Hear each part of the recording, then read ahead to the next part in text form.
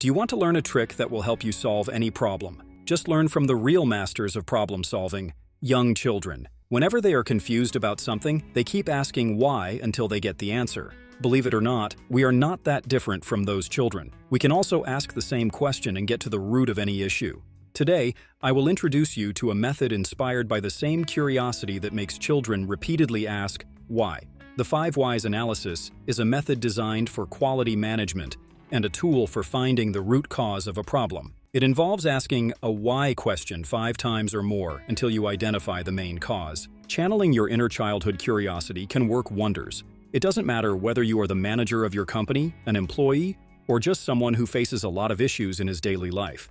This method will work for everyone, and the best part is, you probably already mastered this technique when you were 5 years old. So, next time you're stuck with a tough problem at work, remember the most sophisticated solutions can come from the simplest approaches. After all, who can teach us better about persistent questioning than kids? Now, without further delay, let's get into the details of this method. We will also work through an example to help you understand how it works. So, let's start. The very first step is to identify the problem. This should be a clear statement that directly addresses the issue as opposed to something vague and general. The success of the analysis depends on this statement, so it's important to gather all the relevant information and make it as precise as possible. In our case, let's assume you manage a pizzeria, and a customer has complained about not getting the right size of pizza he ordered. Our problem statement here could be, customers complaining about the wrong size of pizza. Now after this, you have to ask your first why question. As you have identified the problem, now you will try to discover the main cause that is responsible. Always make sure to answer the question with accurate observations and facts rather than mere assumptions. This question is the most important as it will set the direction for the others that follow. For our example, our question would be, why is the pizza not delivered with the right size? The answer would be that an employee misheard the order on the phone. Now, you might think that you have already found the cause, but that's where the next step comes in. You have to ask subsequent questions directly based on the answer to the first question.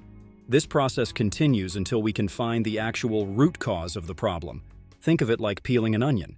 You gradually uncover the issue by removing each layer. So our next question could be, why did the employee mishear the order?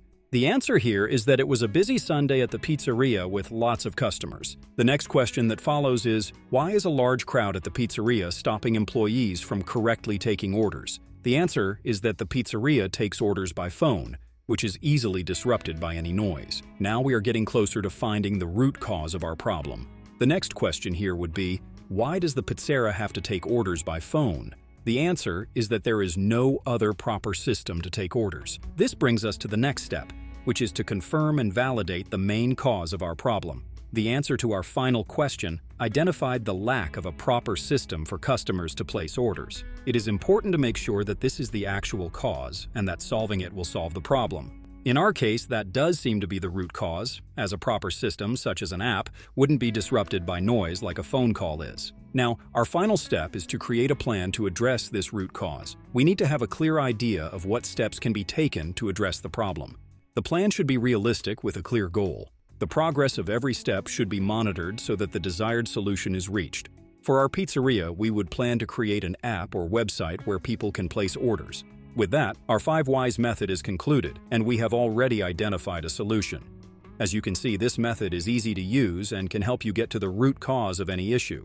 It also involves creating an actionable plan, which is very important as simply identifying the problem is not enough unless something is done about it. To avoid misattributing the cause, it's necessary to involve a wide range of perspectives from experienced people when using this method. Everything should be backed by data and evidence, so that we don't oversimplify things. The best use of this method is when it is combined with the Ishikawa or fishbone diagram. The fishbone diagram will help you get a broader understanding of the problem and all the possible causes. The 5 Whys analysis can then be used to identify the root cause and its solution. That's it for this video. Would you consider using this method, and for what purpose would you use it? Let us know in the comments below.